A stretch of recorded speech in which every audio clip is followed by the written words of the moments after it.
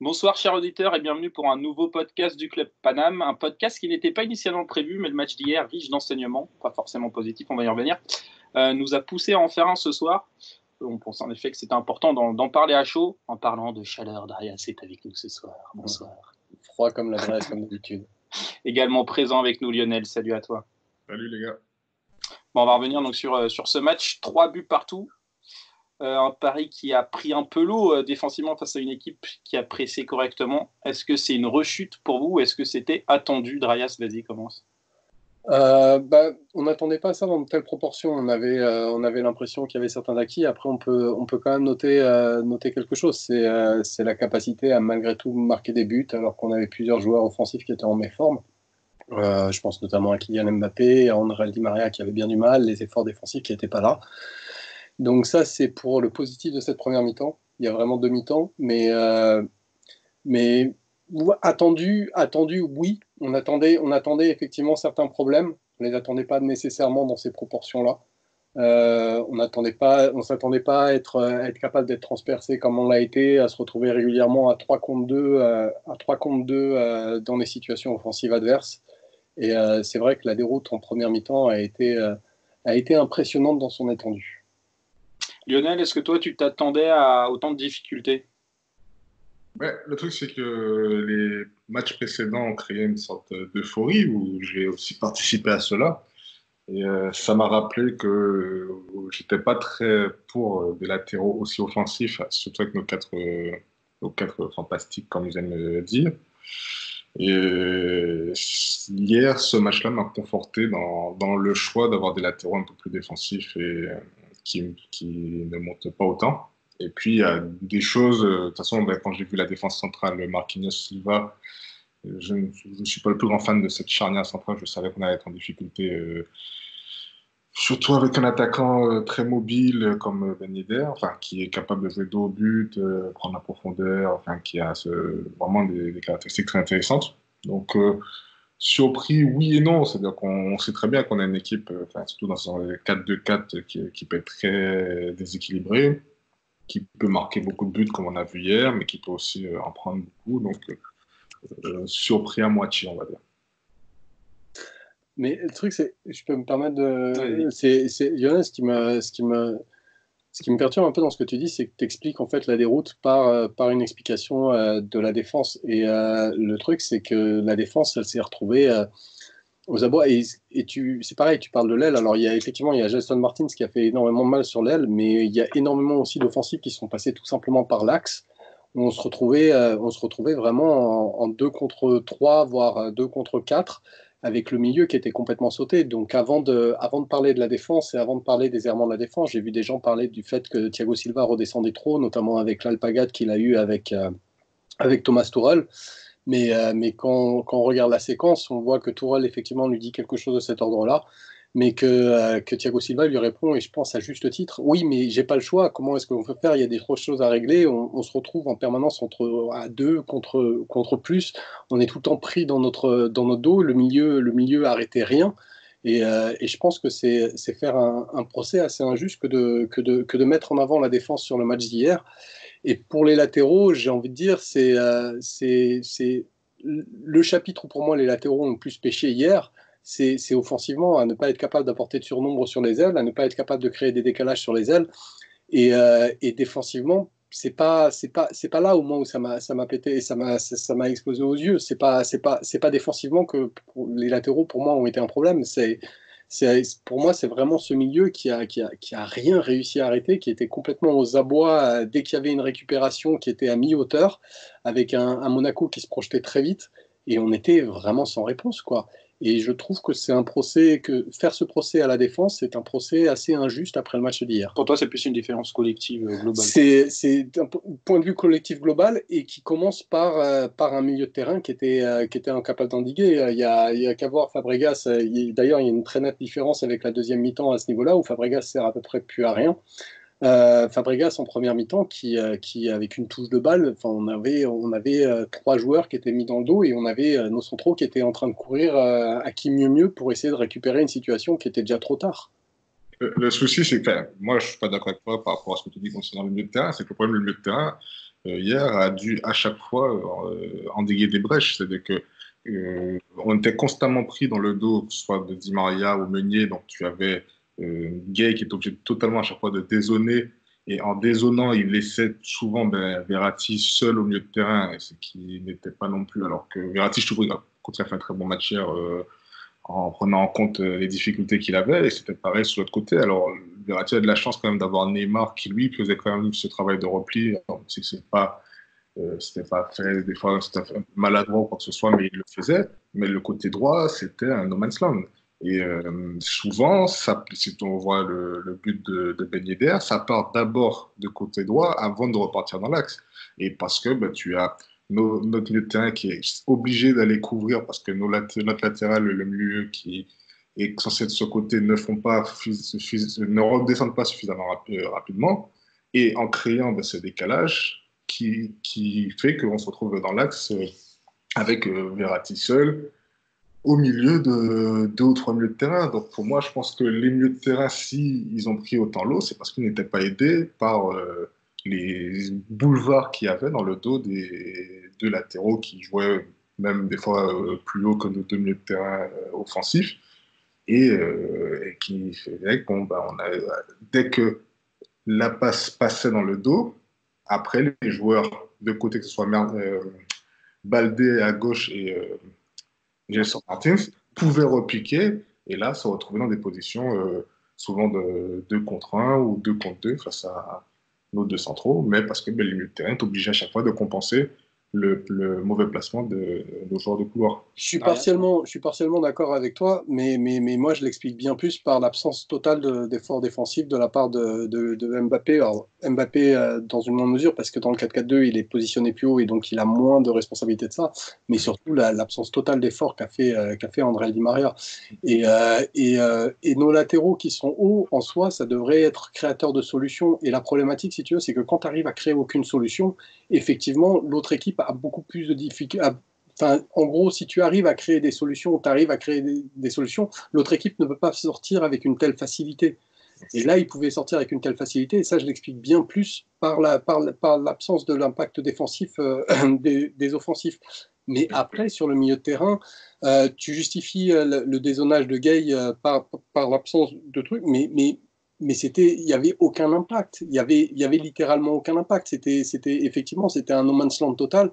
Et je pense que, enfin après, j'arrive pas à m'en sortir dans mon explication, mais j'ai vraiment pas envie de taper d'abord sur les latéraux et sur le positionnement des latéraux quand tu as des telles défaillances à la fois au niveau de l'impact défensif des offensifs et du positionnement des milieux. Moi, j'ai noté un truc. La dernière fois où il y avait des milieux qui dézonnaient un peu, c'était Real Valverde Isco. Là, il y avait Golovin et Fabregas qui le faisaient. Et que ce soit en 4-3-3 ou 4-4-2, on a toujours du mal à gérer quand il y a un espèce d'électron libre au milieu, qui est dans la zone de Verratti surtout. Et c'est un problème de compensation, je ne sais pas, mais on a vraiment du mal avec ce genre d'adversaire. Et autre chose, c'est que Monaco est peut-être l'équipe qui ressemble le plus à ce qu'on pourra avoir avant Dortmund dans le système Moreno. Une équipe qui se projette très vite avec des transitions hautes et avec une défense en difficulté, ce qu'a aussi Dortmund. Donc Monaco, c'est un peu de Dortmund en plus faible. Et ce qu'on a vu hier, c'est sûr, n'est pas très rassurant, en tout cas, avec cette équipe-là. Après, il y a eu, par exemple, des phases. Par exemple, à un moment, on a été souvent mis en difficulté où on a tendance à défendre en reculant. Et il y a eu, je ne sais pas si quand on était mené 2-1, je pense que c'est quand on était mené 2-1, il y a eu 10-15 minutes où même on a vu, par exemple, Silva sortir très très haut sur Ben Yedder. Et là, on a eu pendant 10-15 minutes une phase où on récupérait les ballons beaucoup plus haut. On n'a pas été mis autant en difficulté. Mais je pense qu'il y avait aussi un problème d'espace entre les différents blocs. Paris a tendance à vraiment, des fois, c'est-à-dire qu'il y a la défense qui est très basse, le milieu de terrain qui a une... Ouais, les distances entre les lignes, quoi. Et donc, je pense qu'il y a tout ça qui fait que si en plus de ça, comme tu dis, là, je te rejoins que si les 2 premiers, enfin, Icardi le faisait un peu, mais c'était pas non plus machin. Et puis en plus, c'était pas pareil. C'est vraiment un taf de cadrage. C'est pas un taf. Tu verras jamais Icardi faire des retours comme Cavani le faisait. Icardi, c'est un cadrage et son job, c'est de. Le travail qu'il a fait hier, moi, ça m'a pas choqué. Je trouve qu'il a fait, défensivement, il a pas marché, il n'a pas machin, mais il était dans cette zone, tout le côté droit, qui était totalement désorganisé, déséquilibré par le manque de travail de 1 et les replis un peu hasardeux d'un deuxième. Ouais. Et ce qui a mis pour moi en difficulté, quand on regarde dans le match, la zone gauche avec Neymar, Verratti, même entre guillemets un peu Mbappé, a été plus performante que la zone droite qui était vraiment aux abois avec Meunier, Di Maria, Gay que j'ai trouvé à par moments bon, par moments très mauvais, mais et puis même Marquinhos, ça a été toute cette zone-là a vraiment été mise en difficulté pendant tout le match, je trouve. Si tu veux réagir. Non, mais en soi, dans le global, on est d'accord. C'est juste l'ordre dans lequel on met les coupables, où on a une lecture différente. Mais Après, j'ai pas mis Marquinhos Silva comme coupable de la défaite d'hier, hein. Mais ce que je veux dire pas, c'est que je trouve qu'ils n'ont pas cette complémentarité. Là-dessus, on est d'accord. Mais c'était sur le fait, si tu veux, que toi, tu commençais par expliquer la déroute par l'absence des latéraux sur les côtés et par le placement des centraux, alors que moi, elle s'explique d'une manière beaucoup plus globale. Ça part d'abord des offensifs, ça part d'un milieu qui n'était pas cohérent, et après, on va nommer la base arrière. Mais bon, ouais, non, juste, Real, on avait su revenir. Là, ce qui est dommage, c'est qu'on arrive à prendre l'avantage et que derrière, on se fait quand même rejoindre. On peut même perdre le match, même si on peut le gagner. Donc, on retourne. Toi, tu étais rassuré après Madrid dans cette espèce de personnalité qu'on montre. En sens où on était revenu sans le perdre. Alors qu'hier, on prend les devants et on resubit derrière. Ouais, mais il y a l'occasion de Neymar. Enfin, ça peut partir d'un côté comme de l'autre. La deuxième mi-temps a vraiment rien à voir avec la première, et il y a eu des ajustements qui ont été faits. Et justement sur le chapitre, alors il y a deux choses. Il y a l'investissement en début de match, et là-dessus, sur l'investissement en début de match, il faut le dire, il y a que bon, après on n'était peut-être pas préparé psychologiquement à jouer un match niveau quasi Ligue des Champions. Enfin, c'était un match avec une intensité de niveau de Ligue des Champions.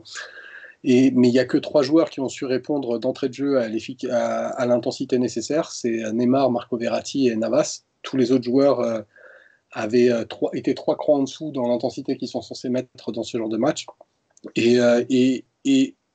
On parlait de quoi juste avant, j'ai oublié. Du caractère. Ouais, mais c'est là, au niveau du caractère, c'est que même quand on est en difficulté, on se débrouille pour mettre 3 buts. Et c'est vrai que la fin de match était hasardeuse avec cette claquette Navas et juste avant, mais ça pouvait partir d'un côté comme de l'autre, et j'ai pas ressenti une déliquescence mentale comme j'ai pu en ressortir dans le passé. Enfin, on n'était pas face, c'était pas la même équipe que face à Manchester United ou etc. Où tout à coup on s'écroule et on a l'impression qu'on n'a plus de réponse. On avait des réponses, on était sur le fil, mais c'est ça, c'est que malgré une organisation défaillante, on se débrouille pour quand même pas perdre ce match. En parlant d'organisation, est-ce que tu penses, Darius, qu'on aurait dû changer de système à la mi-temps pour renforcer le milieu ou non? Je ne pense pas sur ce match. Par contre, ça a mis en lumière quelque chose. Alors déjà, ça s'explique par le choix des hommes au milieu. Il y a un vrai problème. Pour moi, Gay, il a grillé sa dernière cartouche. Gay, je l'ai trouvé bien meilleur à partir de la 60e minute, mais quand je le trouve bien meilleur à partir de la 60e minute, il a le niveau qu'il devrait avoir depuis le début du match pour postuler à un poste de doubleur. Donc son match avant les premières 60 minutes, c'est juste pas possible. Et la doublette Marco Gay commence à poser des questions, Enfin, pour moi, Gay il a grillé son dernier joker pour pouvoir être aligné avec Marco Verratti. Il faut encore le voir une fois. Mais s'il apporte satisfaction, c'est plus une solution qu'on peut continuer. Mais je pense pas qu'on aurait dû passer en 4-3-3. Pourquoi ? Parce que déjà, les alternements au niveau de l'organisation ont été résolus à la mi-temps, donc ça a été du replacement, et il n'y avait pas forcément besoin de changer de système. Et surtout, je pense que le 4-4-2 est encore frais, il a encore besoin de travail, et repasser face à une équipe qui est aussi performante en se déséquilibrant, en prenant le risque de repasser dans un système où les joueurs n'ont plus forcément leurs repères, c'était prendre beaucoup de risques. Par contre, que ça a mis en lumière, c'est que le 4-4-2 seul, même si ça peut être une solution intéressante, et c'est une solution intéressante qu'il faut persévérer, qu'il faut encore travailler, qu'il faut encore progresser, ne peut pas être seul suffisant. Il y a un moment, il faut être capable d'avoir plusieurs cartouches à son arc et être capable de changer en cours de match. Et il va falloir qu'on retravaille le 4-3-3 pour pouvoir avoir les deux systèmes. Mais le passer directement sur un match comme hier, c'était prendre le risque de le perdre. Alors que le fait qu'on était en train de mener à la mi-temps, On n'était pas dans une situation désespérée où il fallait absolument mettre 3 buts pour essayer de revenir. Et je pense qu'il était plus intelligent et plus judicieux de faire les ajustements qui ont été faits que de changer de système pour se retrouver avec un système qu'on a pu travailler depuis longtemps. Par contre, ouais, il va falloir le réinsérer. Quand tu parles des ajustements, c'est notamment les latéraux qui ont été un peu recentrés. Les latéraux qui ont été un peu recentrés, un bloc on a retrouvé Lionel nommé à juste titre la distension du bloc en première mi-temps. On a retrouvé une notion de bloc à partir de la deuxième mi-temps et ça a complètement changé. Fabregas s'est complètement éteint. Keita Baldé est nettement moins bon en deuxième. Alors bon, Gelson Martins, il était injouable hier, il était bon en première, en deuxième. Le joueur, il a fait un match. Il a tout réussi hier. Il était juste injouable hier. Il était injouable. Mais voilà, par exemple, Ben Yedder, il est beaucoup moins efficace en deuxième. Il y a beaucoup moins d'espace. Donc ça a été juste recentrer le bloc. Mais par contre, à la réflexion, si tu avais le 4-3-3 dans tes cordes, et ben, dès la 20e minute, avec un changement de placement des joueurs, passer en 4-3-3 dès la 20e minute, ça aurait fait sens. La problématique, c'est que le 4-3-3, on a l'impression que c'était il y a 10 ans qu'on l'a laissé tomber. C'est un 4-3-3 qui date depuis l'époque Blanc. Donc, ponctuellement, on était fixé sur le 4-4-2. Donc, ça aurait été pour moi prématuré de le faire pendant le match. Par contre, j'ai envie de le voir travailler. Lionel, tu partages cet avis? Oui, je suis sensiblement d'accord. Après, je pense que oui, il peut être, le 4-3-3 peut être mouvant, où on peut soit avoir Neymar ou Di Maria qui peuvent redescendre dans le milieu à 3. Peut-être aujourd'hui, je dirais, par rapport à sa propension à faire un peu plus d'efforts et à vraiment prendre le jeu à son compte, plus Neymar que Di Maria. Le seul souci, c'est dans un 4-3-3, tu as deux joueurs qui sont excentrés et qui doivent aussi quand même faire les efforts. Et on se retrouvera avec Mbappé et Di Maria sur les côtés, qui ne sont pas en ce moment les plus friands pour faire les efforts défensifs. Mais il faudrait qu'ils le fassent. De toute façon, et je pense que c'est là où, avec l'effectif qu'on a, qui est un peu déséquilibré, mais qui permet de pouvoir quand même modifier deux, trois trucs, c'est qu'on peut on peut, entre guillemets, mettre la carotte en disant c'est soit vous faites les efforts, ou soit on en retient un pour sécuriser l'équipe. Même si, visiblement, c'est pas forcément la préférence du coach. Et Neymar a bien insisté sur le fait qu'il aimait bien jouer en 4-4-2 à la fin du match. Il a insisté aussi sur le fait que 4-4-2 était possible à partir du moment où tout le monde faisait les efforts et que là, on ne les avait pas forcément tous fait. Après, il a dit qu'il croyait à ce système avec les champions, que c'était le système où il se sentait le plus à l'aise. Mais j'aimerais juste prendre la défense de Mbappé par rapport à hier. Il y a de la même manière qu'il y a, enfin, je vais redire ce que je disais il y a un mois, c'est encore une fois un jeune joueur qui a des cours de progression, qui est en pleine progression. Et quand un jeune joueur est en pleine progression, il a forcément des phases de régression.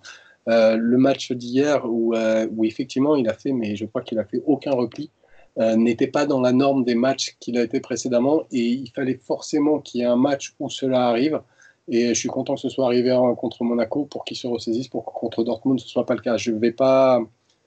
Celui qui me préoccupe plus, c'est Di Maria, quoi. Il y a Di Maria, ce joueur, il est chez Mbappé, je suis capable d'expliquer les matchs moins avec une phase de progression. Chez Di Maria, c'est mais pourquoi alors qu'il a autant d'expérience sur des matchs où l'adversité monte, et ben il y a on peut pas dire qu'il disparaît complètement parce qu'il a quand même délivré 4 ou 5 superbes passes hier. Donc mais défensivement, il a servi à rien. Offensivement, à part ses 4 ou 5 passes, il a raté énormément. Et Di Maria, j'arrive pas à expliquer. On va parler des individualités après. Pourquoi tu vois, Mbappé, je peux expliquer. Di Maria, c'est une question, quoi. Di Maria, normalement, est très bon au match aller, moins bon au match retour. Et là, vu que c'était le match retour hier, vu que c'est le match aller qui a été reporté mercredi, donc si Di Maria joue mercredi, il risque d'être très bon. Non, peut-être, mais c'est bien préoccupant, le joueur. Tu sais quoi, tu tires une pièce, ça tombe côté pied, ça tombe côté face. On va en reparler tout à l'heure avec les individualités. Oui, Lionel, tu voulais dire quelque chose? Oui, je pense que Di Maria a quand même ce besoin d'avoir un peu plus de responsabilité dans le jeu. Et il est vrai que quand tu as un joueur comme Neymar, surtout au niveau actuel de Neymar, ça lui retire quelques responsabilités au niveau du jeu ou quoi que ce soit. Et je pense que il se sent peut-être un peu moins influent. Et c'est un joueur qui fonctionne énormément au mental. Plus il se sent en confiance, plus il se sent pas désiré, mais important, plus il va se donner. Et on le voit chaque fois qu'il a été excellent avec le Paris Saint-Germain, c'est quand il était le leader d'attaque. Et peut-être que voilà, il faut trouver un moyen de lui redonner cette confiance, de lui redonner cette importance en ce moment, dans ce quatuor, Parce que qu'on le veuille ou non, aujourd'hui, on parle de quatuor, mais c'est surtout Neymar, Mbappé et Icardi qui sont vraiment mis en avant dans ce quatuor. Et lui, qui est un peu, on va dire, le complément du quatuor. Et non plus, comme en début de saison, quand les autres étaient blessés, le joueur clé de l'attaque. J'ai prévu de parler pas mal des tandems de joueurs possibles dans la suite du podcast, donc on va se concentrer un peu sur le match. Un petit point arbitrage, puisque le troisième but de Monaco a fait beaucoup débat. Est-ce qu'il y a hors-jeu ou non sur le but de Slimani? J'ai fait un débat de plus d'1 heure avec un tweetos parisien qui, lui, maintenait que le but aurait dû être refusé. Moi, je pensais que c'était l'interprétation de l'arbitre. Pour vous, est-ce qu'il applique le règlement, Lionel? Écoute, le but a été accordé. Aujourd'hui, à la VAR. Moi, je connaissais l'ancienne règle. Ça a changé. On va dire que je vais faire confiance à l'arbitre. S'ils ont considéré que le but était valable, c'est qu'il était valable. Ouais. Je trouve que dans l'esprit du jeu, à partir du moment où, surtout qu'en plus c'est pas véritablement la règle moi que j'ai lue, c'est il faut que si le ballon est dévié volontairement et change de direction et ne va pas vers en gros si la passe de Gelson Martinez n'allait pas en direction de comment il s'appelle, de Slimani, et que Marquinhos intervenait et changeait la direction pour que ça aille vers Slimani, là, il n'y a pas hors-jeu. Mais que si ça allait déjà en direction de Slimani et que Marquinhos intervenait et que machin, normalement, il y a hors-jeu. Donc, moi, par rapport à cette interprétation-là, pour moi, je considère qu'il y avait hors-jeu. Mais si les arbitres ont validé, je pense qu'ils sont un peu plus expérimentés et plus compétents que moi, donc je vais dire qu'il avait raison. Arias. J'ai un doute. Moi, je n'ai pas envie de m'arrêter surtout que dans l'esprit, si on regarde le match nul est plus que mérité. Après, Marquinhos fait volontairement action de jeu. C'est la justification qui a été employée par les chroniqueurs sur Canal+. Je finis juste parce qu'il y a un truc que je veux dire justement sur le sujet. Et je trouve que l'arbitrage d'Anthony Gauthier a été très bon. Par contre, il y a quelque chose qui est... Alors déjà, la VAR, moi, je ne suis pas pour. Hein, ça me saoule plus que de raison. Mais alors, quand la VAR, pour chaque action, ça prend 3 minutes, enfin, je ne sais pas, il y a dû y avoir 4 ou 5 interventions de la VAR et elles ont toutes prises concrètement plus de 2 minutes. Ouais. C'est insupportable. Et l'arbitre a été très bon pourtant. Pour moi, il n'y a rien à redire sur l'arbitrage, mais la VAR, c'est... C'est vrai que notamment dans les 15 premières minutes, on doit avoir 5 minutes de temps de jeu effectif et 10 minutes de VAR. Mais c'est insupportable. Alors déjà, la VAR, je ne suis pas pour, mais alors son application, où ça prend des années pour rendre une décision, c'est insupportable. Alors sinon, pour le règlement qui a changé il y a 2 ans sur cette hors-jeu, c'était un peu, je l'avais découvert avec le contrôle raté de Silva l'année dernière à Naples qui avait remis Mertens en jeu. En gros, ça dit que s'il y a une action délibérée du défenseur, et qu'il y a une erreur manifeste derrière, l'attaquant hors jeu est remis en jeu. Donc l'arbitre a considéré que Marquinhos avait le temps d'intervenir et qu'il s'est trompé dans son intervention. Et c'est là-dessus, donc il considère ça comme une erreur manifeste et donc Slimani est remis en jeu. Il aurait juste dévié le ballon, il aurait été considéré hors jeu. Bon, après, ça reste vraiment l'interprétation de l'arbitre, mais je pense pas qu'on doit s'attarder plus là-dessus. Comme l'a dit Drayas, de toute façon, le score est logique, je pense. Oui, je pense que ce fut un match, le nul n'est pas mérité pour Monaco. Et même une victoire de Monaco n'a pas été totalement imméritée. Donc je pense que, quel que soit le résultat, on n'aurait pas trouvé ça. C'est pas quelque chose qui change la physionomie du match ou quoi que ce soit. On va passer aux individualités. Le 4-4-2, c'est une animation en fait qui met vraiment le rapport de force entre attaque contre défense et défense contre attaque. C'est quelque chose où on cherche les situations numériques dans les deux camps, donc ça demande un équilibre. Si c'est bien respecté, c'est peut-être le système le plus équilibré. Mais pour ça, il faut qu'il y ait une complémentarité des tandems qui soit très importante, ce qu'on n'a pas forcément vu hier. C'est pour ça qu'on va parler par tandem. Je vais vous demander individuellement par tandem. Donc on va commencer par la charnière centrale. Qu'est-ce que vous avez pensé? Vous avez commencé à en parler tout à l'heure, Drayas.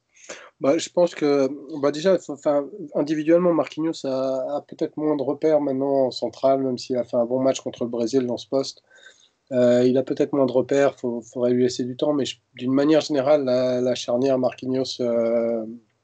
Marquinhos-Silva a jamais été la charnière la plus complémentaire qui soit. Ces deux joueurs qui ont tendance quand ils défendent, à intervenir de la même manière, d'intervenir sur les mêmes zones. et ils ont pas mal de qualités en commun. Et il n'y a pas une différence de style comme on peut retrouver entre Silva et Kimpembe avec un côté libéraux avec Silva, même si le libéraux est très bas, Silva est difficile à comprendre pour ça, et un côté stopper avec Kim. On se retrouve avec deux libéraux et puis il y a peut-être aussi une dimension psychologique entre les deux, que Silva est l'ancien, que Marquinhos devrait respecter à l'ancien.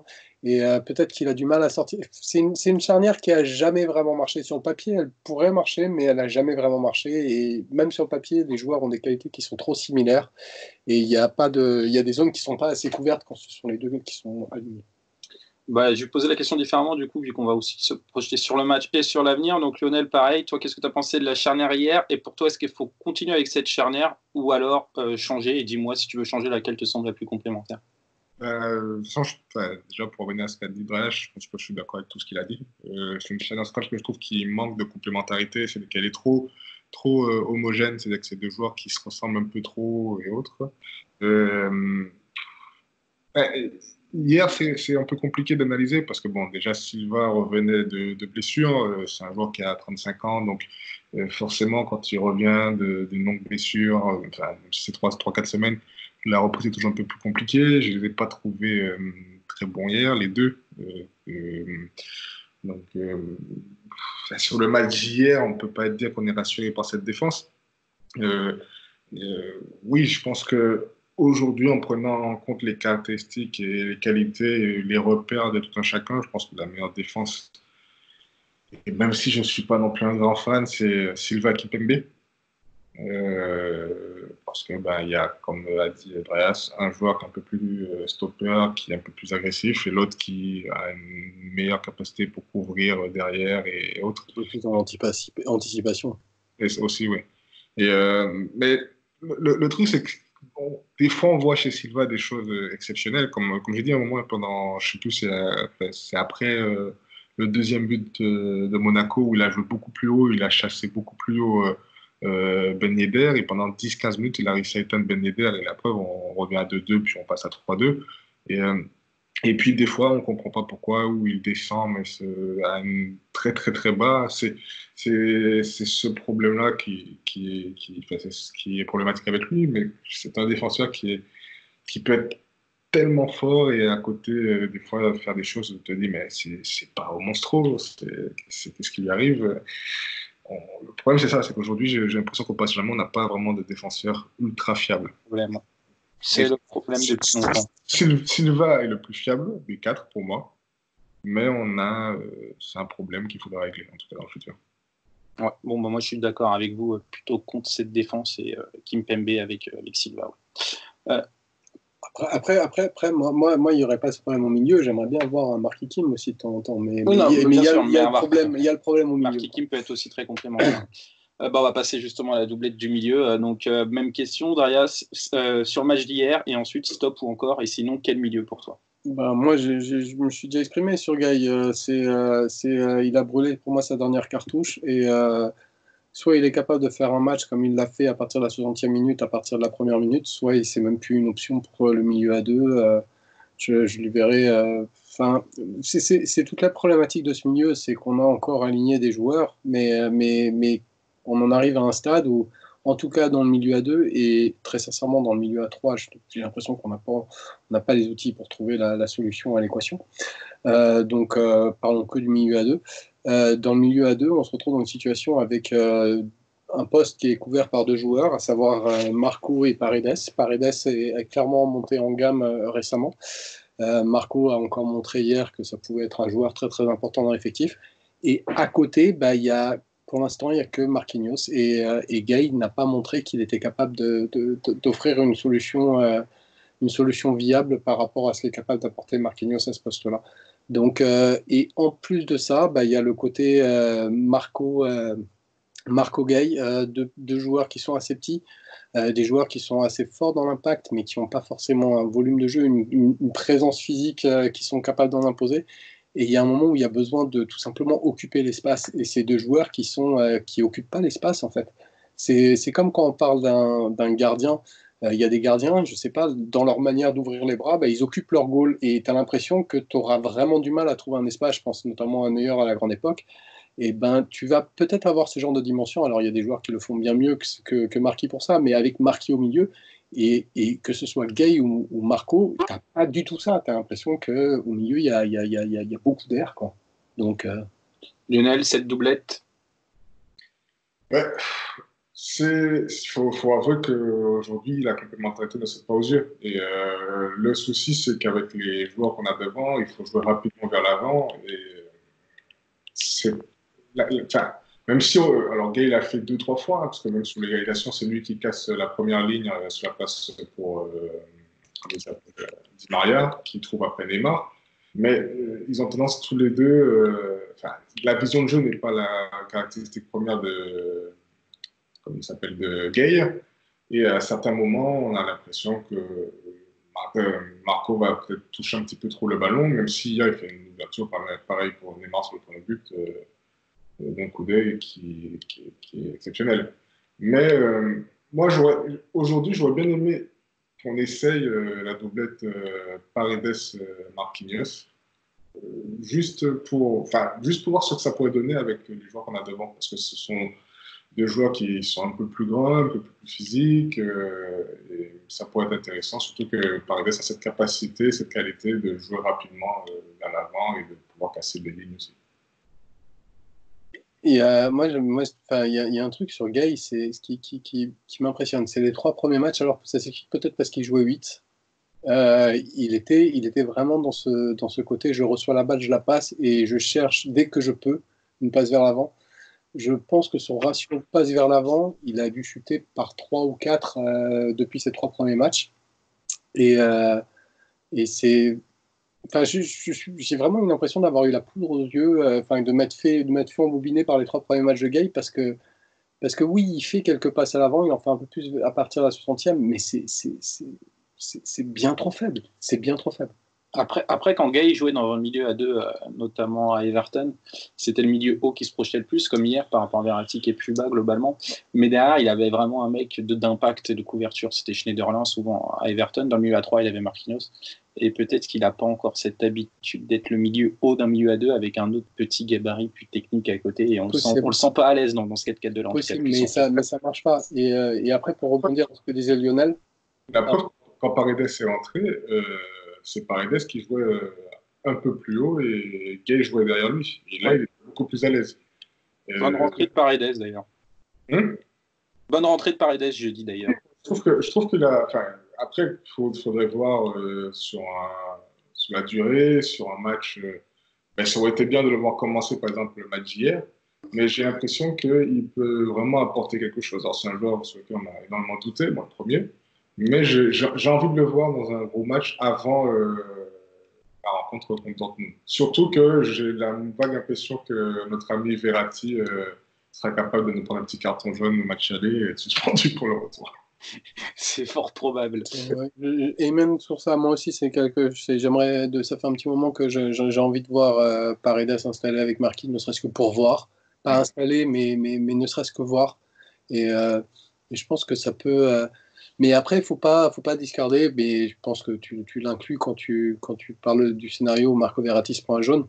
Oui. La doublette Marquis, qui est une doublette qui doit travailler de toute façon. Et il est temps de l'avoir. Il est temps que Kim revienne pour que Marquis puisse aller au milieu, parce que la problématique, c'est que Marquis, à l'heure actuelle, n'a pas de remplaçant. Ouais, bon, on va passer à une autre doublette, celle du côté gauche, Bernat, Neymar. Même question, stop ou encore, Lionel? Les deux avec ballon s'entendent bien, donc c'est compliqué de dire stop. Le souci, c'est que Bernat sans ballon, surtout défensivement, c'est catastrophique. Et même si Neymar fait les efforts ou quoi que ce soit, en plus, on va se retrouver donc dans l'axe avec Kimpembe, que j'aime bien, mais qui n'est pas le meilleur pour couvrir. Si c'est lui qui doit être en couverture de Bernat, j'ai peur que ce couloir gauche soit notre point fort offensivement, mais notre talon d'Achille défensivement. Sachant qu'en plus que le couloir droit n'est pas non plus notre point fort défensivement. Donc, oui, offensivement, on a On peut dire que encore, mais je ne serais pas contre étudier une autre solution dans l'avenir. Avec pour toi, je pense. Tu reviens à ton idée Diallo arrière-gauche, c'est ça? Tout à fait. Ok, Drayas, toi, cette doublette. Ben, pour moi il n'est pas tant forcément parler de doublette, dans le sens où on a une individualité qui est plutôt collective d'ailleurs, mais une individualité devant on sait qu'il sera là s'il doit être là. Enfin, en tout cas, j'espère qu'il sera là s'il doit être là. Et j'ai plus envie de me concentrer sur l'individualité qu'est Bernat. Bernat, ça fait un mois qu'il est aux fraises. 2 mois. Il ne faut pas que tu manges des chips quand il y a un micro. Je faim.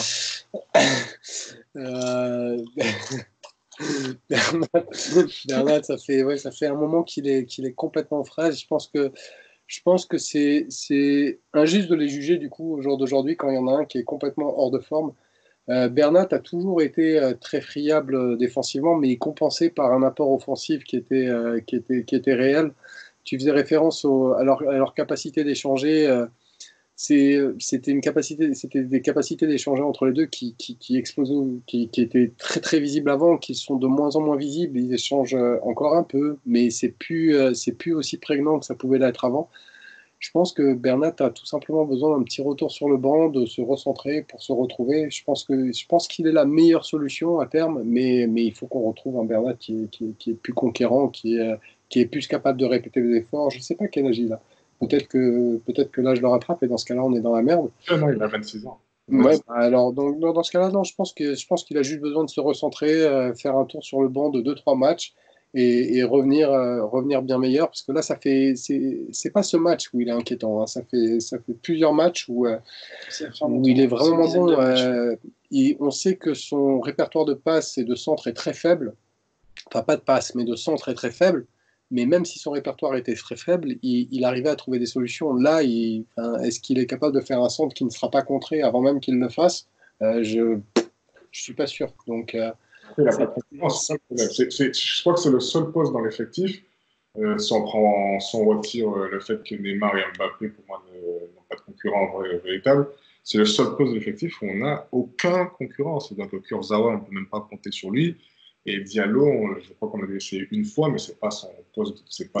Mais même si on n'a aucun concurrent, là, le joueur a besoin d'être mis sur le banc. Là, il faut le faire réfléchir, il faut faire quelque chose. Ça fait au moins 5-6 matchs d'affilée où il est l'ombre de ce qu'il était.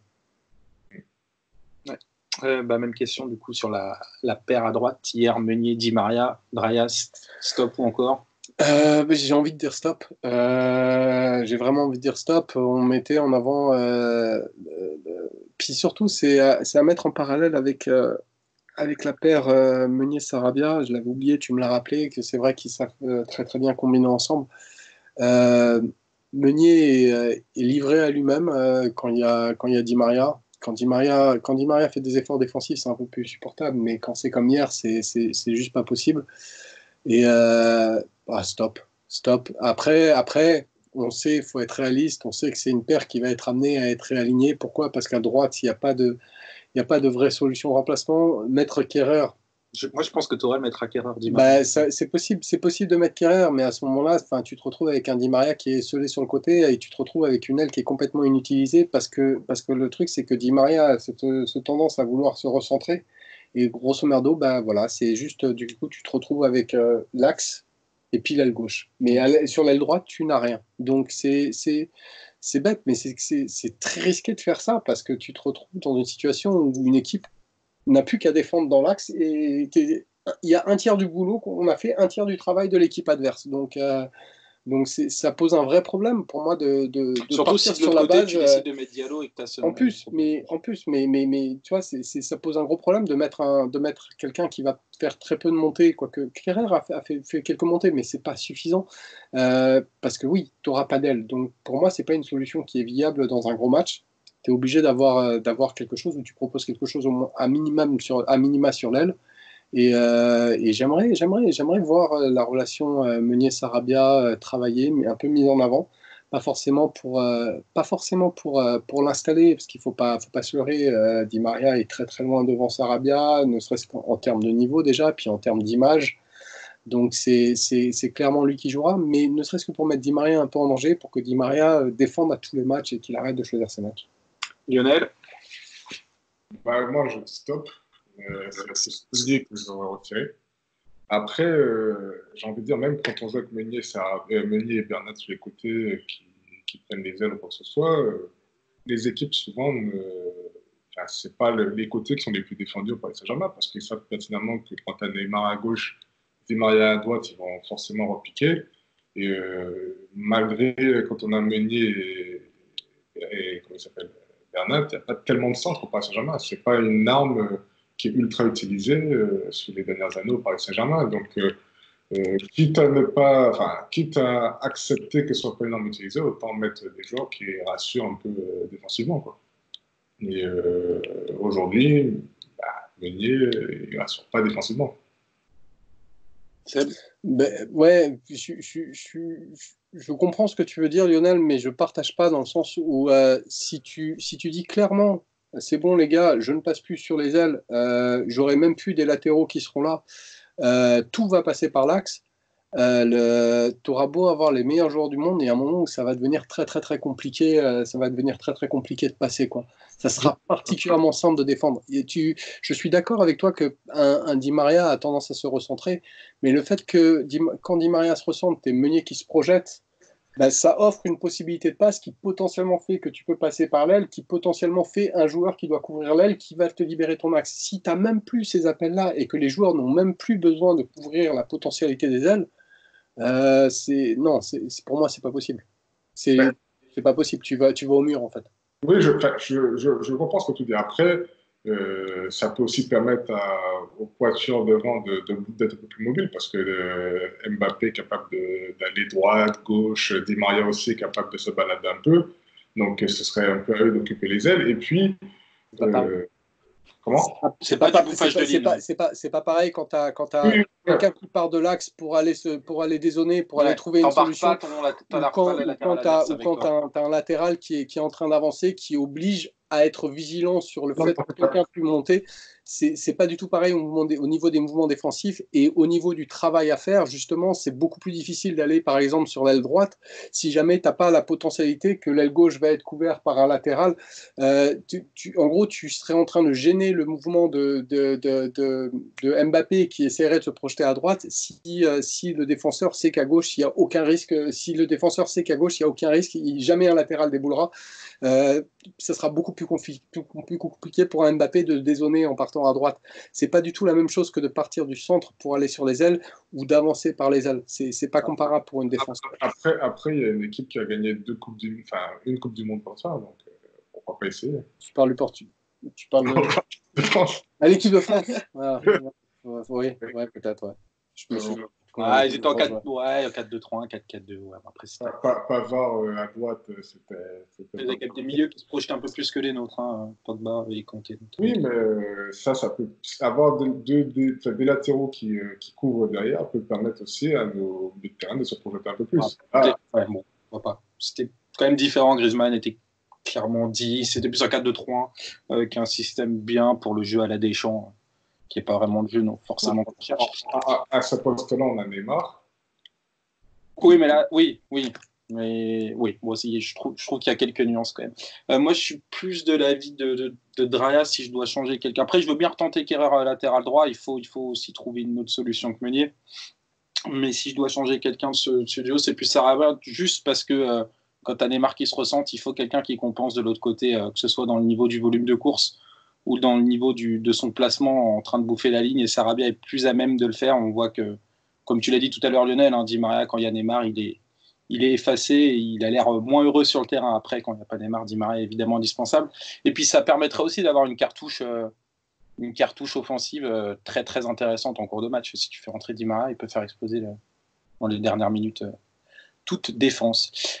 La dernière doublette, Icardi Mbappé, bon là, tout le monde dira encore, je pense, mais sur le match d'hier, qu'est-ce que vous en avez pensé, Drayas? Sur le match d'hier, pour moi, il n'y a aucun enseignement à tirer sur cette doublette-là. On n'a jamais vraiment réussi à créer de surnombre. Si on regarde objectivement les occasions, qu'est-ce qui s'est passé en première mi-temps? Il s'est passé une chose, elle s'appelle Neymar. Et pour le reste, il n'y avait pas grand-chose, quoi. Soyons honnêtes. On avait un Mbappé qui était en cours de forme, qui était, même pas en cours de forme, qui était dans une rechute. Il m'a fait penser au Mbappé. Hein, un jour sans, peut-être. Ouais, voilà, il m'a fait penser au Mbappé contre Manchester United, le retour, en fait. C'est le mec qui tout à coup va prendre ses appuis et va glisser. C'était un peu pareil. Là, il a pris un appui, il a failli se faire mal. Et qui, malgré tout, arrive à être décisif, parce que ce soit contre United hier. Voilà, non, mais il m'a fait penser à ce Mbappé-là. Et Icardi, quand il est jamais servi, il court un peu comme une âme en peine. Il est à peu près utile dans les premières relances, mais comme Monaco écartait tout de suite sur les ailes, défensivement, il ne servait pas à grand-chose. Bien sûr, encore, mais c'est très difficile à juger de par notre production et de par deux, le jeu de Monaco. Et peut-être qu'il faudrait réfléchir quand une équipe joue aussi bas pour se projeter. Est-ce que c'est la meilleure paire, mais pour juger cela, il aurait fallu pour vraiment se faire un avis là-dessus, il aurait fallu qu'on fasse un match d'un tout autre niveau. Et on n'a pas fait le match d'un niveau suffisant pour pouvoir se rendre compte si cette paire ne pouvait pas apporter malgré tout satisfaction dans ce genre de configuration. Lionel, quelque chose à rajouter ?